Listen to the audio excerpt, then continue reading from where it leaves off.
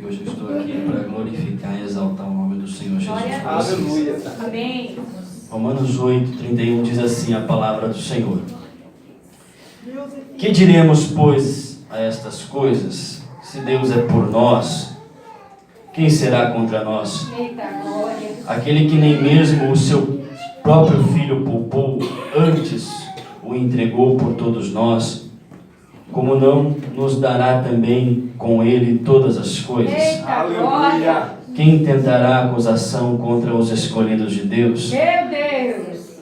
É Deus quem os justifica. Quem os condenará? Pois é Cristo quem morreu, ou antes, quem ressurgiu dentre os mortos, a qual está à direita de Deus e também intercede por nós. Quem nos separará do amor de Cristo?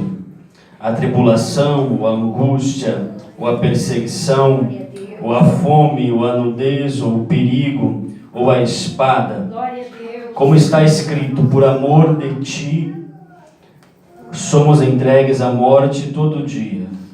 Fomos considerados como ovelhas para o matadouro. Deus vivo. Mas em todas essas coisas somos mais do que vencedores por aquele que nos amou. Pois estou certo que nem a morte, nem a vida, nem os anjos, nem os principados, nem as potestades, nem o presente, nem o porvir, nem a altura, nem a profundidade, nem alguma outra criatura poderá nos separar do amor de Deus que está em Cristo Jesus, nosso Senhor. Glória a Deus. Pode tomar o seu assento, glorificando e exaltando o nome do Senhor Jesus.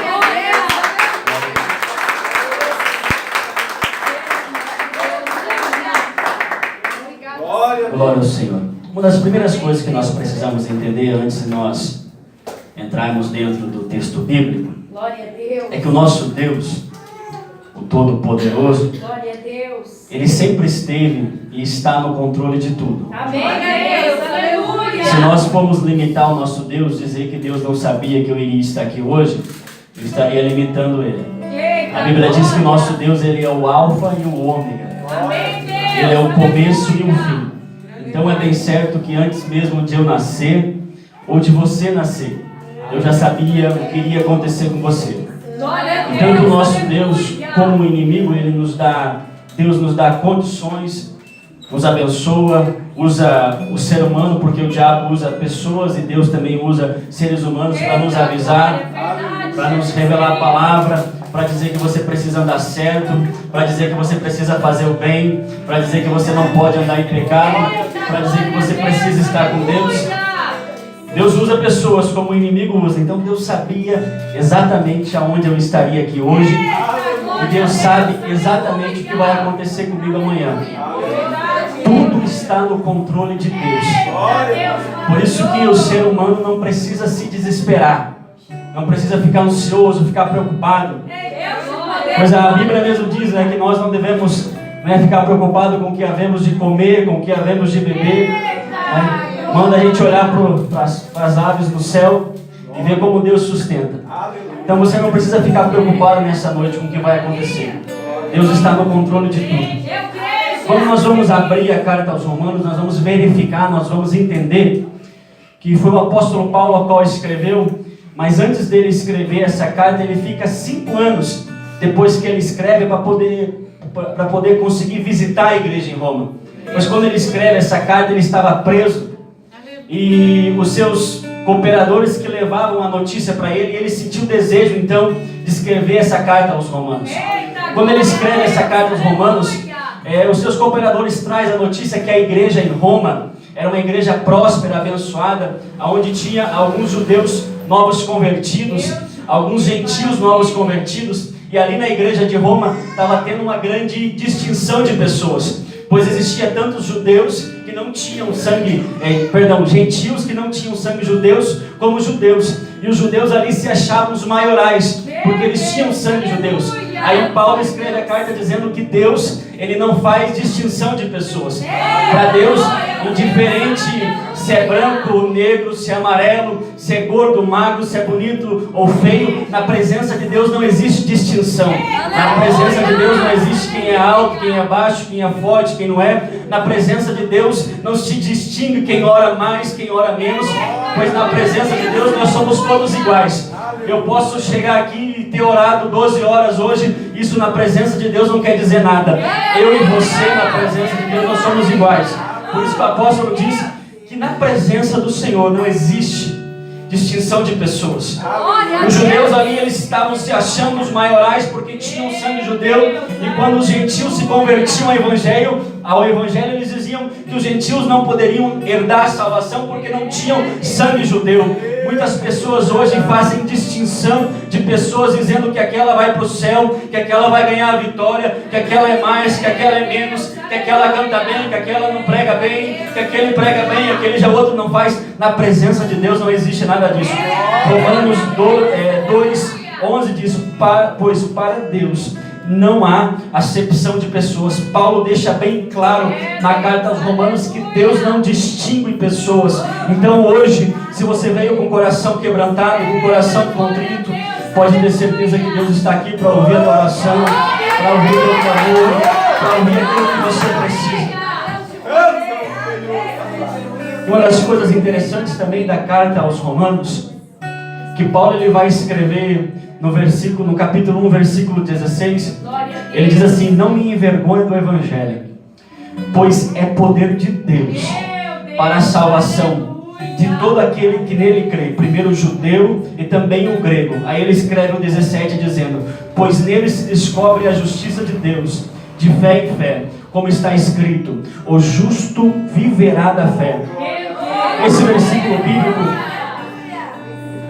bíblico, capítulo 1, versículo 17, o Martinho Lutero pega para começar ali a reforma protestante. E Paulo ele diz que não se envergonhava do Evangelho, pois naquele tempo tinha pessoas que já se envergonhavam do Evangelho. Não se envergonhavam só em dizer que não queriam, ou que não queriam se identificar como crente, mas se envergonhavam do Evangelho com as suas atitudes. Pois hoje em dia, se nós formos olhar, se nós formos andar na rua, hoje em dia vamos assim dizer, é extinção você conseguir perceber um crente. Antigamente, quando você andava na rua, você conseguia identificar uma pessoa cristã. A pessoa cristã, antigamente, ela tinha identidade cristã. Hoje em dia, você anda, você não sabe quem é e quem não é. Aí Paulo diz bem assim, que ele não se envergonhava do Evangelho, que ele tinha orgulho do Evangelho, pois o Evangelho de Jesus Cristo, ele é poder para libertar o quê? Libertar o ser humano, libertar o quê? Libertar do pecado, libertar da imundícia, dar um banho, como o irmão mostrou aqui. Já era cabeludo, era barbudo, mas Jesus transformou, Jesus mudou. E depois que Jesus transforma, depois que Jesus liberta, automaticamente o ser humano sente desejo de mudar. Isso é uma coisa que vem automático. Aí Paulo diz: eu não me envergonho do Evangelho, eu tenho orgulho do Evangelho, pois ele é poder de Deus. O Evangelho de Jesus Cristo não é dinheiro, não é casa própria, não é carro, não é vitória. O Evangelho de Jesus Cristo é transformação. Quando você recebe o Evangelho de Jesus Cristo, o Evangelho genuíno, aquele que liberta o ser humano, aquele que tira o ser humano das suas práticas más e começa a colocar o ser humano a olhar a um Senhor que liberta, que cura, que transforma, que traz o amor.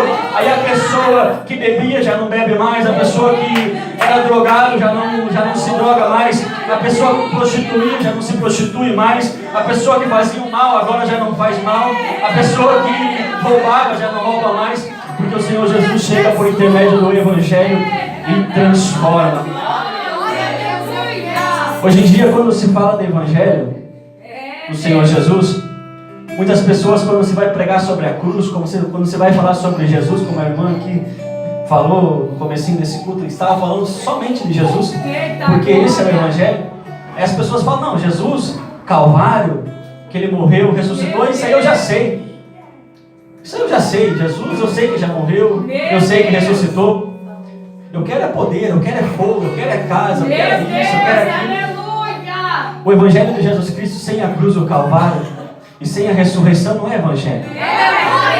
Não tem como você ter vitória sem você reconhecer que o Senhor Jesus ele morreu por você e por mim. Por isso que você tem o direito de dobrar o joelho e pedir perdão a Deus e alcançar misericórdia. Mas ao terceiro dia ele ressuscitou. Que diríamos, pois nós, se nós estivéssemos aqui hoje e não tivéssemos esperança com amanhã? Muitos dizem que a esperança, vocês já ouviram falar isso? é a última que morre. Mas isso é um adágio mentiroso. Pois se for esperança, jamais vai morrer. Pois a esperança nunca morre. A nossa esperança é Jesus Cristo de Nazaré. Ele morreu, mas ao terceiro dia Ele ressuscitou. E a Bíblia nos afirma que Ele está aqui hoje para te abençoar. O versículo base que o irmão usou para esse propósito dessas quarta-feiras tem como título o capítulo 31, Cântico da Vitória. Glória a Deus. Ele começa dizendo: o que diremos, pois, nós irmãos, a essas coisas? Pois naquele tempo, na igreja em Roma, a igreja passava por uma grande perseguição. Não é essa perseguição que você pensa hoje, que alguém fala mal de você, que alguém fica te devendo e não paga, que alguém te calunia. Não é essa perseguição. Era uma perseguição verdadeira. Era uma perseguição que todos que confessassem Jesus eram tidos como caluniadores, como desertores do império, porque o povo falava que Jesus era rei, né? E se você for ver lá em Tessalonicenses, 1 Tessalonicenses 4, Paulo vai dizer que Jesus era rei, que um rei ia vir, ia buscar a igreja, ia arrebatar a igreja, e todo mundo que se considerava cristão, que se denominava cristão, era uma afronta contra o império. E a afronta contra o império, contra o imperador naquele tempo em Roma, era tido como pena de morte. Então a perseguição que o povo passava naquele tempo era uma perseguição verdadeira, aonde se você declarasse que você era crente, que você era cristão, a tua pena era a morte, a tua pena era açoite, era perseguição. Não é essa perseguição que nós estamos passando hoje. Aí Paulo diz: que diremos, pois, a estas coisas que estão acontecendo? Se Deus, Ele é por nós, quem será contra nós? Pois o povo naquele tempo, a Bíblia diz, a história conta, que quando eles conseguiam pegar uma quantidade gigantesca de cristãos, eles colocavam os cristãos na praça pública e esquentavam um tacho de óleo fervendo para jogar os cristãos, para que o povo ficasse com medo e não aceitasse esse Jesus, não quisesse se converter ao Evangelho. Mas quanto mais matava, mais crescia. E a história conta, os historiadores contam que eles acorrentavam os cristãos no pé e no braço, e os cristãos ficavam se empurrando ali na fila, e tinha multidões de romanos olhando, e os judeus romanos olhando, e eles ficavam se empurrando não para escapar, mas para querer descer no tacho de óleo fervendo mais rápido. Quando um cristão caía no tacho de óleo fervendo e morria, né, a plateia romana ovacionava os deuses da Roma. Mas tinha cristão que jogava dentro do tacho de óleo quente, como aconteceu com João, com Pedro, com Tiago, e ele saía do óleo quente fervendo, e aqueles que estavam na fila ali queriam morrer mais rápido por Jesus, porque eles sabiam que aquela vida que eles estavam vivenciando era só o começo. Se eles morressem, a morte, como Paulo diz, é lucro, é vida, é Cristo.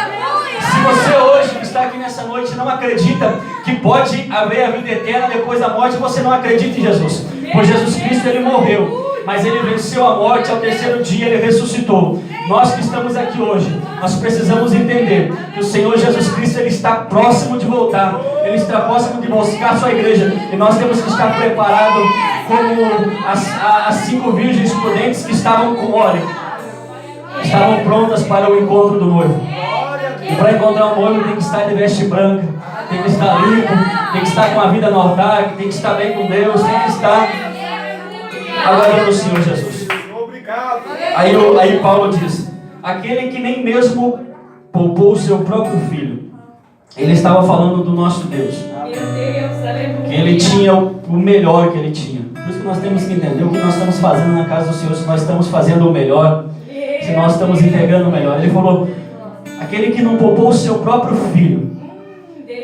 Estava o pai e o filho, e ele olhou para o filho e falou: você vai ter que se fazer carne, vai ter que descer na terra, né? Quem de nós hoje largaríamos uma vida financeira excelente, com a mansão, com a casa, cheio de empregados, comida do melhor, tudo do melhor, para morar dentro de uma favela? Vamos assim fazer um exemplo para vocês entenderem. Ter que trabalhar, ter que pagar uma penitência e ainda mais ter que morrer por alguém que a gente sabe que é pecador, que é falho, que não merece nada e que não presta para nada.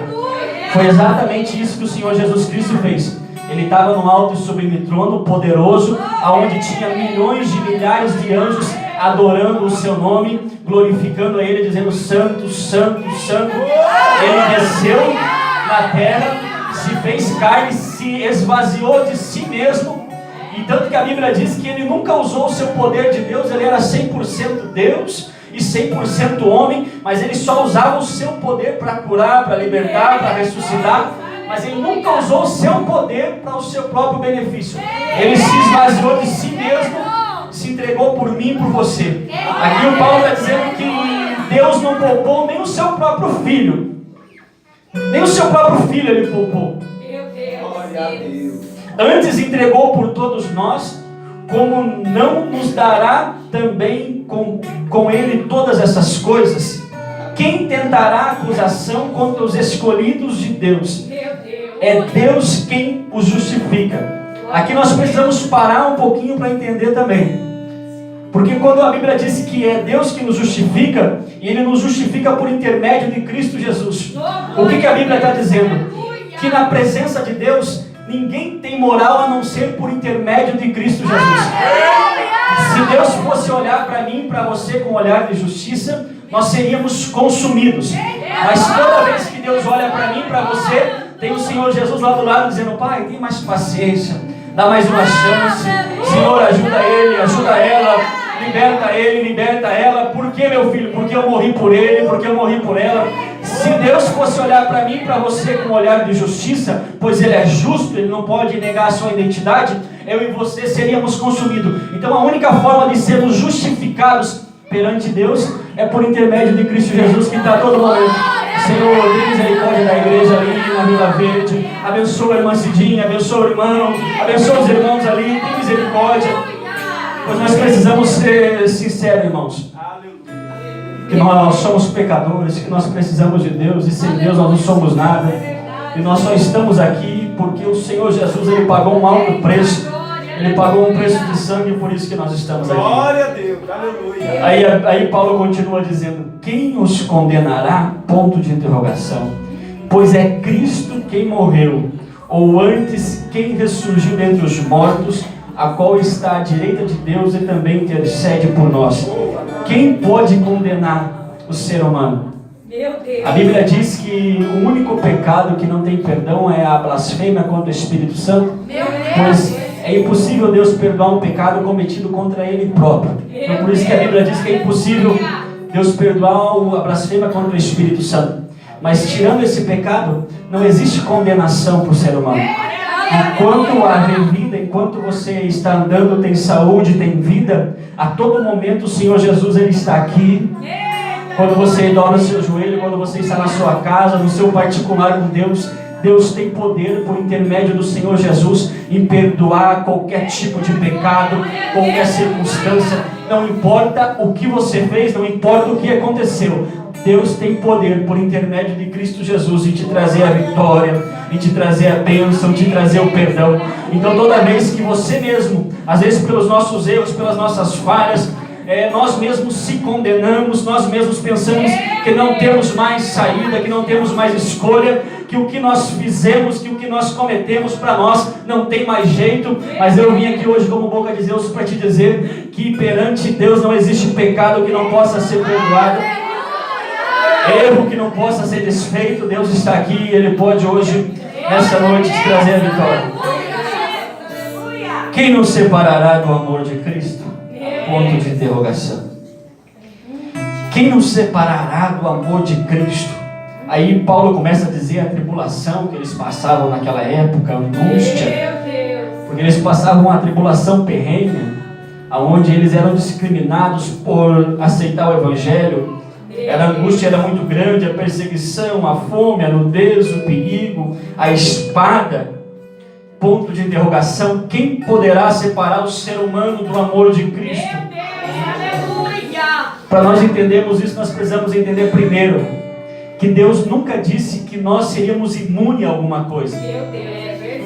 Deus nunca disse que o ser humano seria imune de passar fome.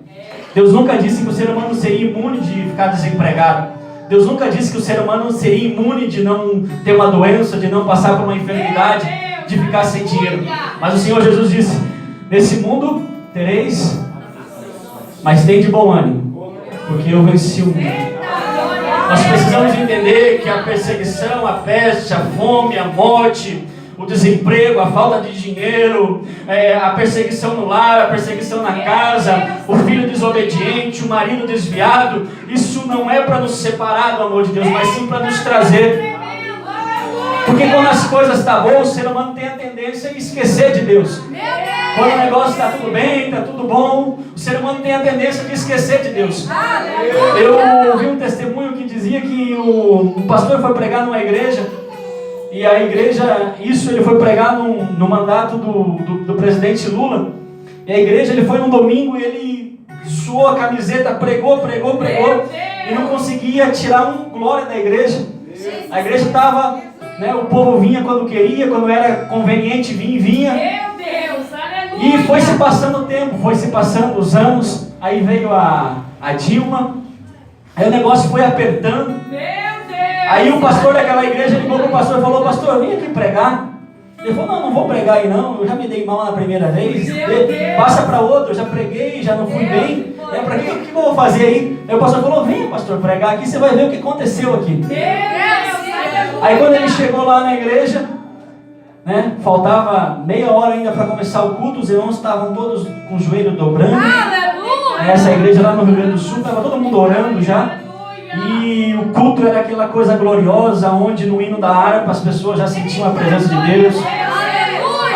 Numa leitura bíblica as pessoas já glorificavam e exaltavam o nome do Senhor Jesus. Quando ele pregou, começou a pregar, o fogo caiu, o Senhor Jesus falou. Aí ele perguntou: pastor, o que aconteceu aqui com esse povo? Meu filho, o que aconteceu foi o seguinte: na época, anos atrás, o negócio estava bom, o povo só vinha para a igreja, todo mundo estava empregado, todo mundo tinha dinheiro, só vinha para a igreja quando era conveniente. Agora a Dilma chegou, a crise veio, a Copa veio uma crise na cidade, a metade da cidade está desempregada, está todo mundo sem emprego, está todo mundo sem dinheiro, passando necessidade, aí a igreja enche.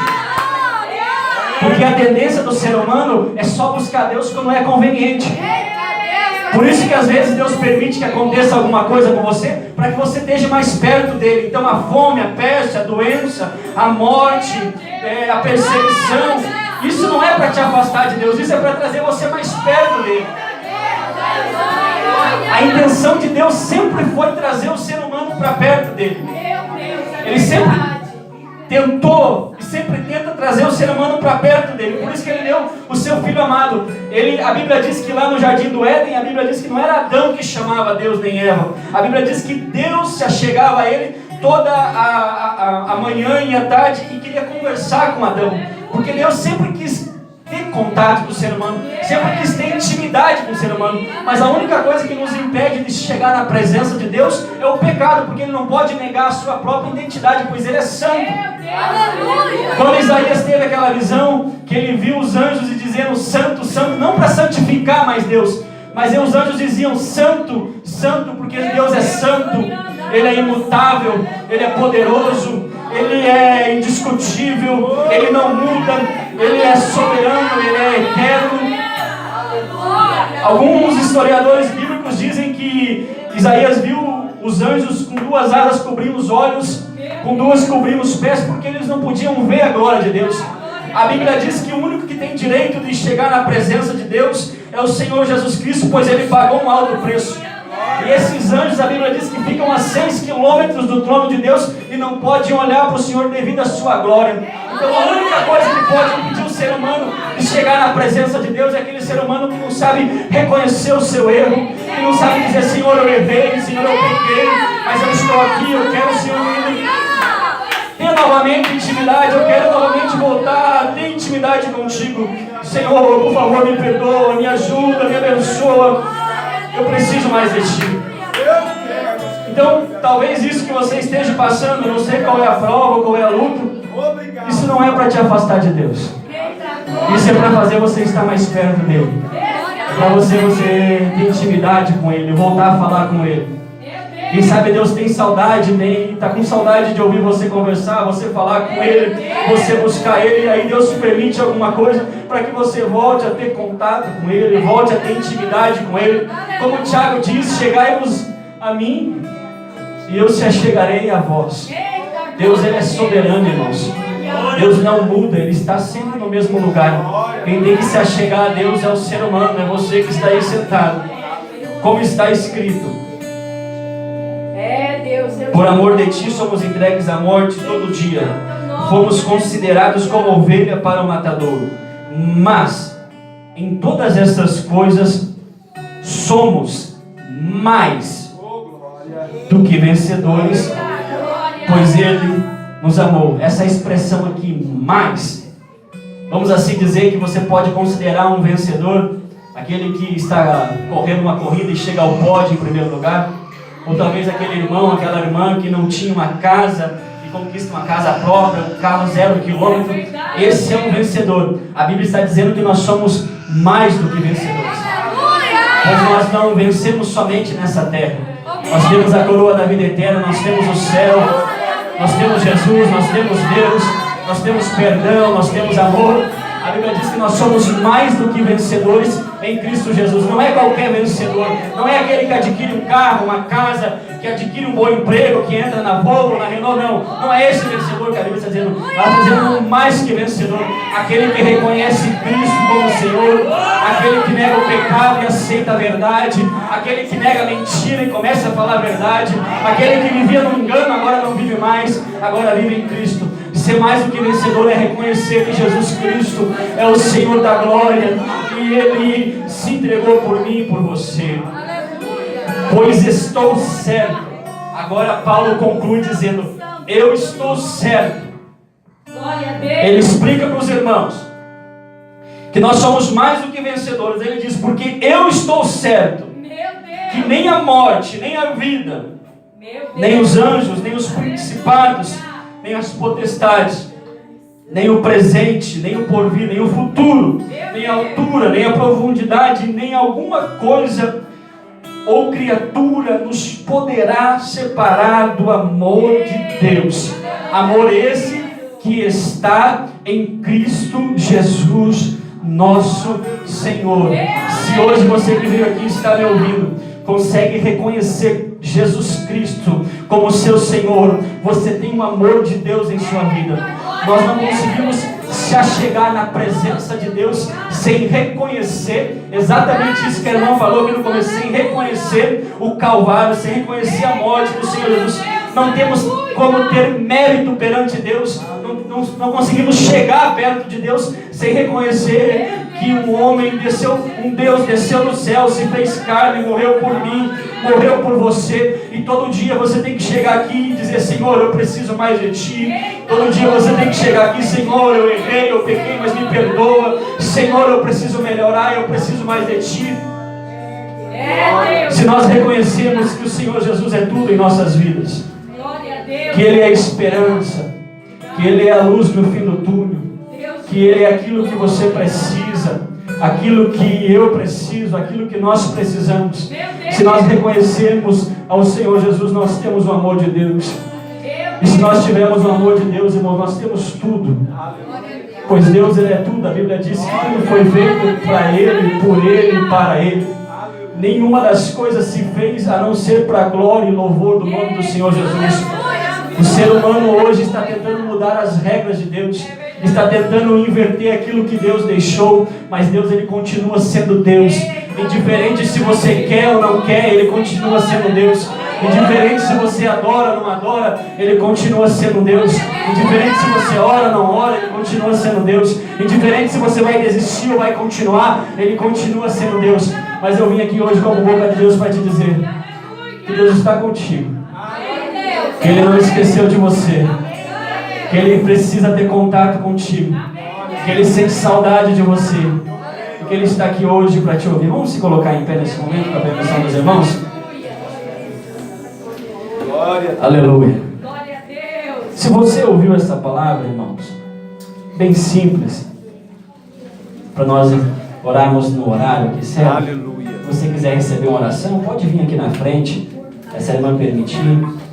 Você precisa de algo de Deus, quer receber a oração da igreja. Deus está aqui, Ele falou contigo.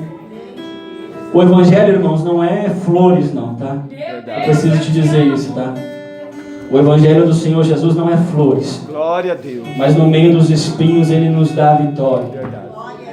Não é só bênção, não é só vitória, não é só dinheiro, não. Tem momentos que nós passamos aflições, mas a Bíblia diz que em tudo nós somos mais do que vencedores. Deus está nesse lugar. Aleluia. Eu vou estar orando nesse momento. E você que veio aqui e acredita não em mim, não no pregador, mas você acredita no Senhor Jesus. Se você veio com fé, se você veio, o único intuito teu aqui hoje foi buscar Deus. Mas não somente pelo que Ele pode dar, mas pelo que Ele é. Deus tem o que você precisa. Eu te digo com fé no Senhor Jesus, que Ele pode te dar o que você precisa, mas você precisa acreditar nele. Aleluia. A Bíblia diz que a fé é o forte firmamento daquilo que você não vê. Você não vê, mas acredita. Para acreditar em Deus já começa por aí, porque o nosso Deus você não vê Ele. Você somente sente Ele, mas você acredita nele.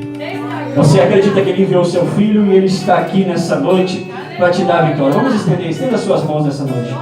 Deus poderoso que está no céu, diante da Tua presença, Senhor, eu preguei, ó Pai, nessa noite, ó Pai, por Teus filhos, ó Pai, para as Tuas filhas que estão aqui, ó Deus. Eu quero te pedir, Senhor, agora, ó Deus, em nome do Senhor Jesus, ó Pai, que o Senhor venha trazer a vitória, a bênção, Senhor, querido, para os Teus filhos. Que o Senhor venha confrontar, ó Pai, confortar cada coração agora, ó Deus. Aquele que está triste, Senhor, venha, ó Pai, derramar a alegria, ó Pai, que há, ó Pai, no Teu Espírito Santo. Deus poderoso, Deus eterno, Deus maravilhoso. Nós entregamos, ó Pai, querido, a vida, ó Pai, dos Teus filhos, ó Pai, nas Tuas mãos agora, ó Deus. Eu entrego, ó Pai, a vida, ó Pai, de cada um, ó Pai, nas Tuas mãos. Deus poderoso, liberta, abençoa, Senhor, traz a paz, traz a vida. Venha repreender, ó Pai, qualquer mal, qualquer espírito maligno, Senhor, que está afligindo, ó Pai, a vida, ó Pai, dos Teus filhos, das Tuas filhas. Eu oro agora, Pai, por essa igreja, ó Pai, querido, pela direção dessa igreja. Venha abençoar, ó Pai, esse povo aqui, ó Deus. Venha, ó Pai, querido, em nome do Senhor Jesus, ó Pai, prosperar, Senhor, essa igreja, esses irmãos. Venha, Senhor, trazer a vitória e a alegria. Deus poderoso, Deus maravilhoso, nós confiamos em Ti, ó Deus, e eu oro aqui, ó Deus, nessa noite, porque eu acredito, ó Pai querido, no Teu poder. Eu acredito, Senhor querido, na vitória. Eu acredito, Senhor, no Teu sangue carmesim, que liberta, que cura, que transforma. Deus poderoso, eu decreto agora, ó Pai, a cura, a libertação, a bênção, ó Pai, para o Teu povo agora, ó Pai querido, em nome do Senhor Jesus, ó Pai querido, eu te agradeço, te adoro. Amém. Deus abençoe os irmãos. Amém.